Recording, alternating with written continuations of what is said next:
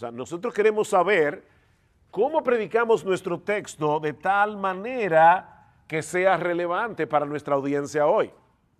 El problema es que no podemos tomar este atajo, porque antes de llegar a nuestra audiencia hoy, nosotros tenemos que hacer un ejercicio.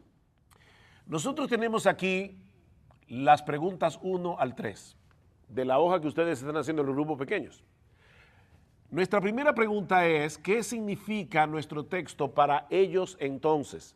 Porque como bien una vez aprendí de un exégeta, un teólogo llamado Greg Travis, estando en El Salvador, nunca se me olvide esa frase de Greg, él decía, la Biblia no se escribió a nosotros, ¿te acuerdas de eso? Sino para nosotros. Y es verdad. La primera carta de Pablo a los Corintios no se escribió a Iglesia Bíblica del Señor Jesucristo en Santo Domingo, República Dominicana. Se escribió a los Corintios. Y por lo tanto, cuando yo interpreto primero a los Corintios, lo primero que tengo que preguntarme es qué estaba pasando en Corinto, que Pablo tuvo que escribir esa carta. ¿Qué fue lo que significó ese texto para ellos entonces? Para entonces entender qué significa para mí hoy en día. Aquí están las preguntas 1 al 3. Contexto histórico, bíblico, etcétera, estructura, énfasis. Esto es lo que se llama exégesis. Nosotros tenemos que hacer una exégesis del texto, tenemos que ver la estructura porque la estructura nos va a revelar el énfasis me va a permitir entender de qué se trata este pasaje. ¿Cómo llegamos a ellos entonces? Pero luego yo tengo que hacer algo más, porque si yo voy de ellos entonces a nosotros ahora, es muy probable que termine moralizando o predicando de una forma solamente ejemplificadora.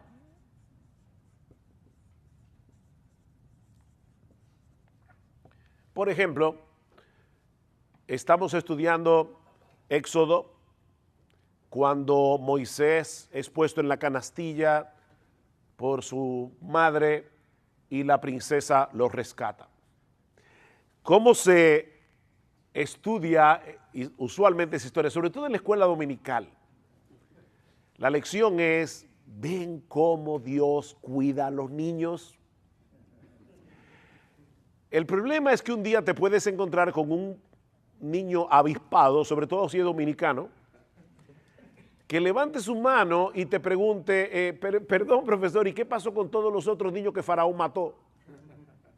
Porque indudablemente Dios rescató a Moisés, pero no todos fueron rescatados. Entonces, la razón por la que ese texto está allí no es para enseñarnos que Dios cuida a los niños. Ese texto tiene algo que ver con la historia de la redención. Moisés era el hombre que Dios iba a usar para libertar al pueblo de Israel de la esclavitud en Egipto, porque de lo contrario nunca habría nacido el Mesías. Entonces es un eslabón dentro de una gran historia. Entonces yo no puedo simplemente predicar desde ellos entonces a nosotros ahora. Yo tengo que hacer la pregunta 4 de su hoja, que es lo que se conoce o Clowney le llama una reflexión teológica. La reflexión teológica básicamente consiste en responder 2 preguntas. Primera pregunta, ¿cómo mi texto me prepara para el Evangelio?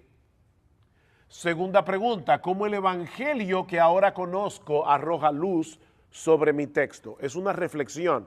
Y es básicamente la pregunta 4 de la hoja que ustedes tienen, de grupos pequeños. ¿Cómo se conecta mi texto con el Evangelio? Pero hermanos, eso no es tan sencillo. Por eso es una reflexión. ¿Cómo mi texto me prepara para el Evangelio o cómo el Evangelio ahora arroja luz sobre mi texto? ¿Cuántos de ustedes vieron la película Sexto Sentido? ¿A cuántos de ustedes los engañó el director?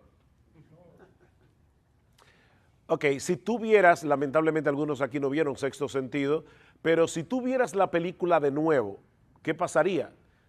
Que tú vas a reinterpretar toda la película, aquí voy con un spoiler, porque ya tú sabes desde el principio que Bruce Willis está muerto.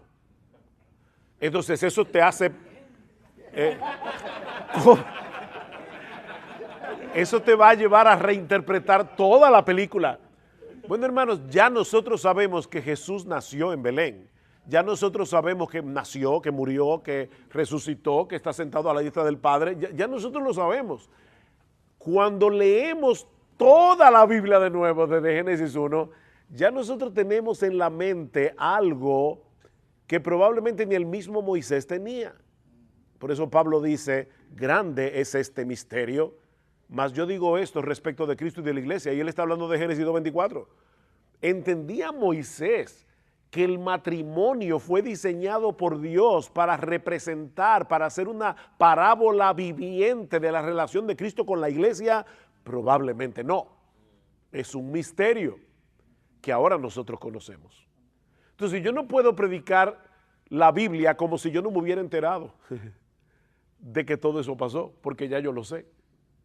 Nosotros tenemos Jueces, el final. Estamos predicando el texto famoso aquel de la concubina, lo vamos a mencionar esta tarde en la predicación, el texto aquel de que la concubina que fue violada y la partieron en 12 pedazos. Pregunta, ¿dónde está Jesús ahí?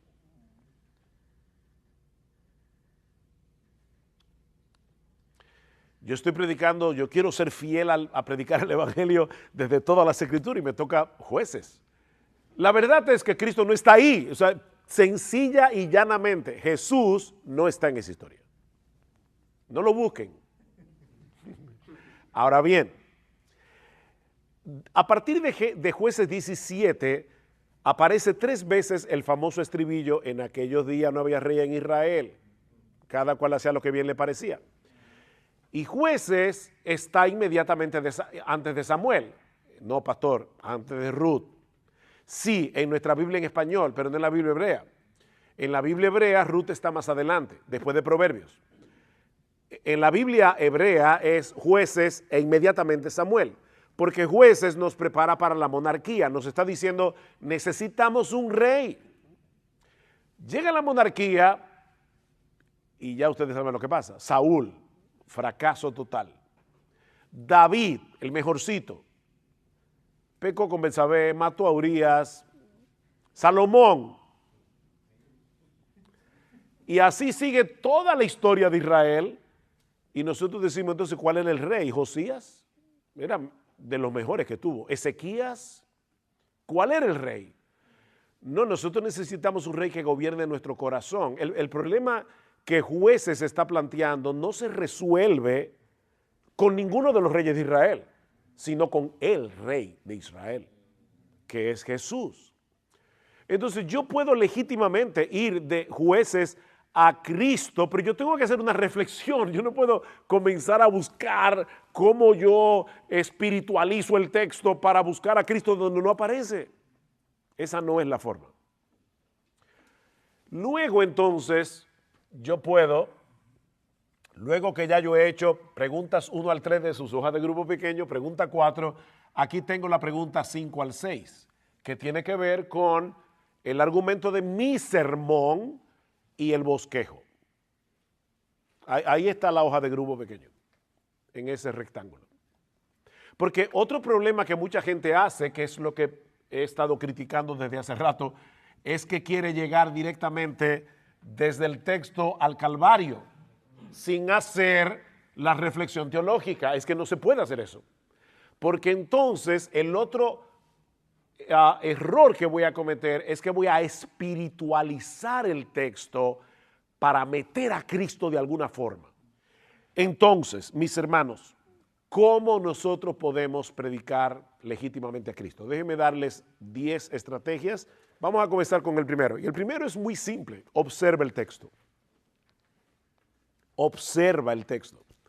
Hermanos, es increíble cómo el Evangelio a veces está ahí a flor de piel. No hay que hacer ninguna super exégesis, ni siquiera la reflexión teológica, porque el texto lo enseña claramente. ¿Pueden dar algunos ejemplos de textos que podemos colocar aquí en una lista? Que si te toca predicar eso este domingo, no tienes que hacer mucho esfuerzo para predicar a Cristo y al Evangelio. Isaías 53.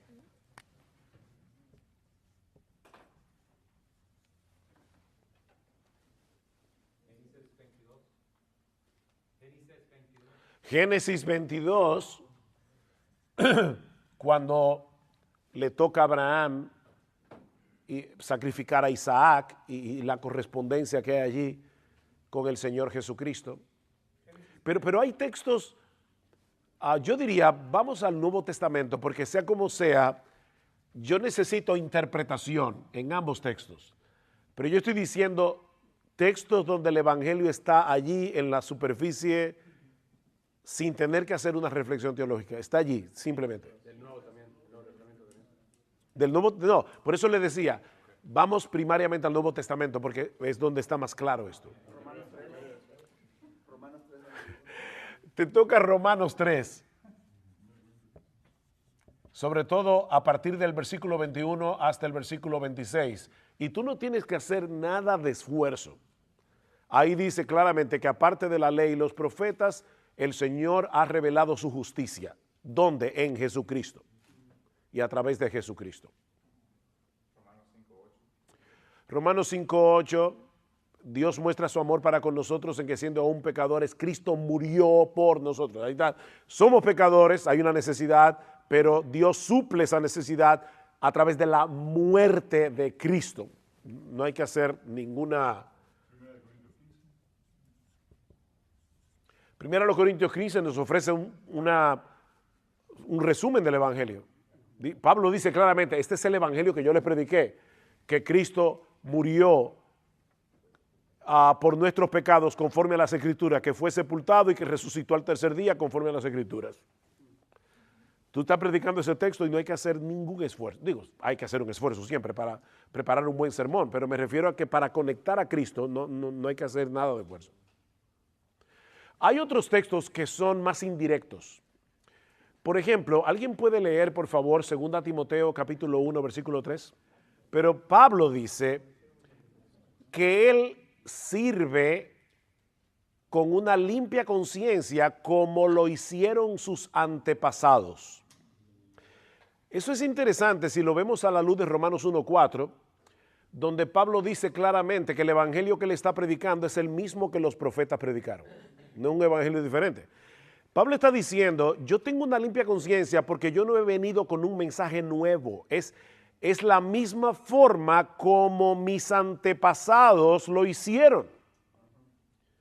Entonces, ¿qué era lo que mis antepasados estaban haciendo predicando el evangelio? Solo que desde el Antiguo Testamento.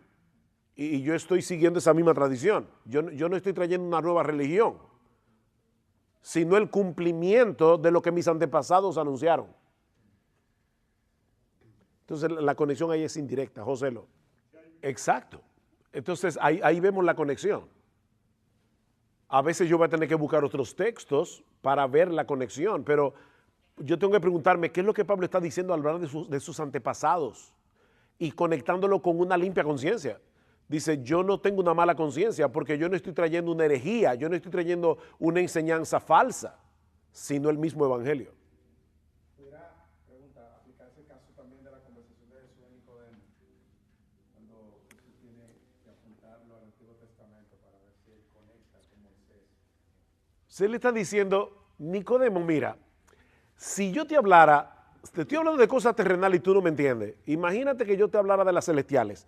Lo que Jesús está diciendo es, yo te estoy hablando de algo que no solamente pasa aquí, el nuevo nacimiento, eso ocurre aquí en la tierra, sino que ya profetas como Ezequiel hablaron de ese nuevo nacimiento, Ezequiel 36. Y tú eres maestro de Israel. Yo no te estoy hablando de algo secreto que la Trinidad habló allá arriba, te estoy hablando de algo aquí abajo, que ocurre aquí abajo y que se predicó aquí abajo, y tú no me estás entendiendo. Y si yo te hablara de alguna cosa que el Padre, el Hijo y el Espíritu Santo hablaron allá arriba, que ni siquiera fueron reveladas. Pero no es de eso que te estoy hablando. Ok, miren el texto, ese es el punto, miren el texto. De verdad, hermanos, yo creo que a veces nosotros somos demasiado rápidos y a veces aún perdemos conjunciones, conexiones. A mí me llama la atención, esto no tiene nada que ver con el tema que estamos tratando aquí, pero me llama la atención cuando hago esos descubrimientos, a veces digo, wow, no me había dado cuenta de esto a pesar de que había leído la Biblia muchas veces, pero el Señor le dice a los fariseos, pero yo, porque digo la verdad, no me creéis. Lo que me llama la atención de ese texto es el por qué. Porque si él hubiera dicho, yo a pesar de que digo la verdad, ustedes no me creen, es una cosa. Pero él está diciendo, no es que a pesar de que yo digo la verdad, ustedes no me creen. Es que ustedes no me creen porque yo digo la verdad.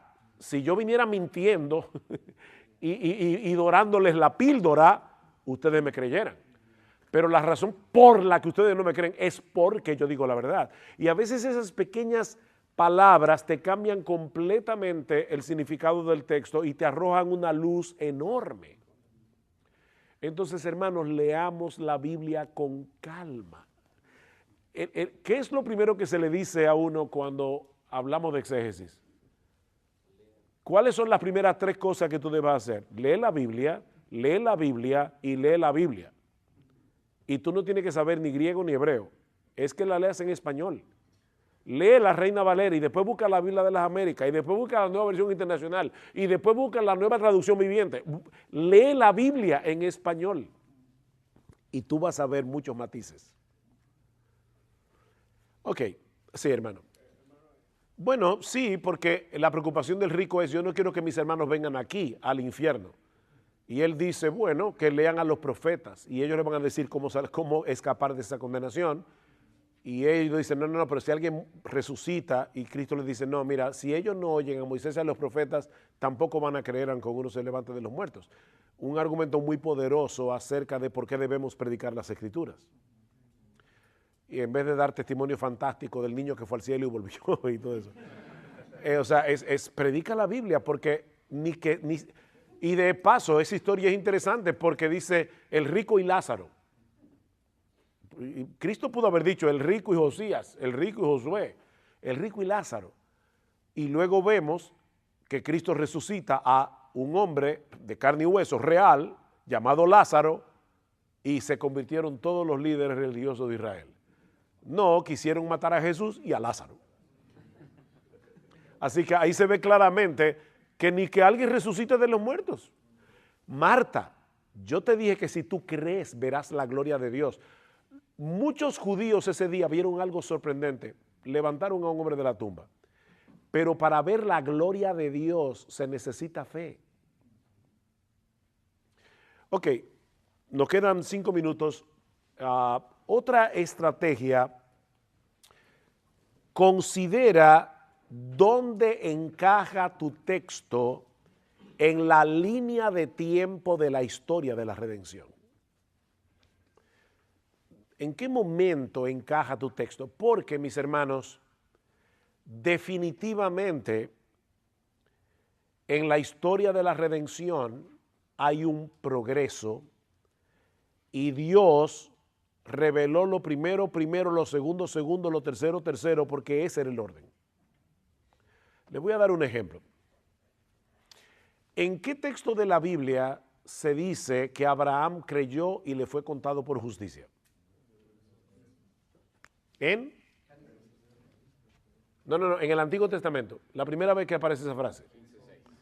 Génesis 15:6. Aquí encontramos una clara declaración de la justificación por la fe. Y luego Pablo va a usar eso en Romanos, va a usarlo en Gálatas. El hombre es justificado por la fe. Gálatas 3. Y de hecho es interesante porque allí dice, cuando Dios evangelizó a Abraham, eso es lo que dice el texto griego. En la Biblia Reina Valera dice, cuando Dios le dio las buenas nuevas a Abraham, pero lo que el texto griego dice es, cuando Dios evangelizó a Abraham, le dijo que su fe le fue contada por justicia. Entonces, ¿qué pasó en Génesis 15?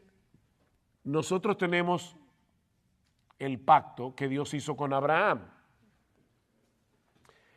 ¿En qué momento Dios le dio a Abraham la circuncisión como señal del pacto? ¿En qué capítulo del Génesis? Génesis 17. ¿Qué implicación tiene eso? Génesis 15:6, Dios justifica a Abraham.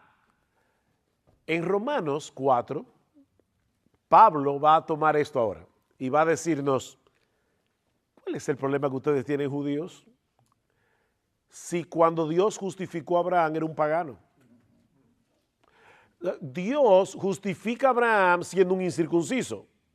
Y Pablo dice, ¿cuál es la razón por la que Dios lo hizo de esa forma? Para que Él sea el Padre de todos los que creen. No importa si tú eres circuncidado o incircunciso. No importa si tú eres judío, si tú eres colombiano, cubano, chileno. No importa. Somos justificados por la fe. Entonces, fíjense, hermanos, cómo el orden de la historia me dice algo acerca del Evangelio. Entonces, yo tengo que leer con atención en qué pacto estamos, qué está pasando aquí, en qué punto de la historia redentora estamos, para poder interpretar correctamente el texto y así poder hacer una conexión con el Señor Jesucristo. Que eso es lo que hace Pablo en Romanos. Es como uno está leyendo Génesis. En estos días le decía a mi esposa que recordaba perfectamente la primera vez que yo leí la Biblia. Yo tengo 17 años, casi 18, nunca en mi vida había topado la palabra de Dios, no vengo de un hogar cristiano para nada, y de repente comienzo a inquietarme y comienzo a leer la Biblia, y fue todo un descubrimiento. Y yo todavía me acuerdo la sensación de estar leyendo Génesis.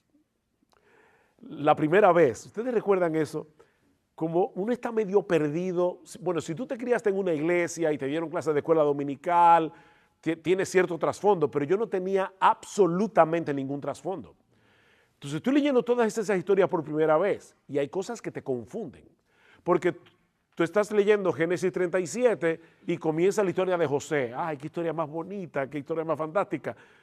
Sigue capítulo 39 y la historia de José, pero en el medio está la historia de Judá y Tamar, una historia horrible, porque Judá tiene 3 hijos, Dios mata al primero, Dios mata al segundo, el tercero, Judá dice, espérate, yo se lo prometí a Tamar, pero óyeme, esta mujer tiene mala suerte, entonces no le quiere dar al muchacho, está ahí aguantándolo y ustedes ya conocen la historia, Tamar se disfraza de prostituta, seduce a Judá, una historia de incesto. Seduce a Judá, ella sale embarazada y salen 2 muchachos, Fares y el nombre del otro siempre se me olvida. Fares y el otro. Es el COVID, es el COVID. El hermano de Fares. Ese mismo, el hermano de padre. Bueno, creo que es con Z que empieza. Pero uno dice, ¿qué hace esa historia ahí? Porque me está rompiendo el ciclo de la hermosa y fantástica historia de José para contarme algo que parece que no tiene ni ton ni son, porque Fares y el otro hermano, Zara, yo sabía que era con Z, Fares y Zara, que no es Zara de Zara, no es un hombre. Como la tienda. No, exacto, no es como la tienda. Fares desaparece de la historia. ¿Hasta cuándo? Hasta el libro de Ruth. Cientos de años sin nosotros saber qué hace Génesis 38. De verdad, es una historia que no, en serio, en la secuencia no tiene ni ton ni son, aparentemente. Pero luego en el libro de Ruth, nosotros descubrimos que este Fares es el tatarabuelo de Booz, el padre de Isaí, el padre de David. Así que esta historia es mesiánica y nos está diciendo de antemano que José, que fue el mejorcito de los hijos de Jacob, indudablemente, no era aquel por quien venía la línea mesiánica, sino por el malandro de Judá. Porque esto es por gracia. Y en la línea mesiánica tenemos a una nuera que sedujo a su suegro, Tamar. Tenemos a una moabita gentil, Ruth. Tenemos a una mujer con la que David cometió adulterio, Betsabé. Y tenemos a Rahab la ramera, que es la abuela de Booz. Oye, qué genealogía. Y las 4 se mencionan en Mateo 1. Entonces nosotros tenemos a Fares en Génesis 38, tenemos a Fares en Ruth 4 y tenemos a Fares en Mateo 1. Y ahí está toda la historia ya conectada. Eso es para mí impresionante. O sea, cómo Dios va armando la historia. Ninguna historia bíblica está ahí de más. Hay una razón de ser. Y yo tengo que preguntarme en qué punto de la historia redentora está sucediendo esto, para ver cómo esto se puede conectar con el Evangelio de Jesucristo. Pero ya son las 11:15, vamos a tomar un receso de 15 minutos. Espero por lo pronto solamente haber probado que Cristo debe ser predicado desde todas las escrituras y que se puede, sin hacer una exégesis forzada.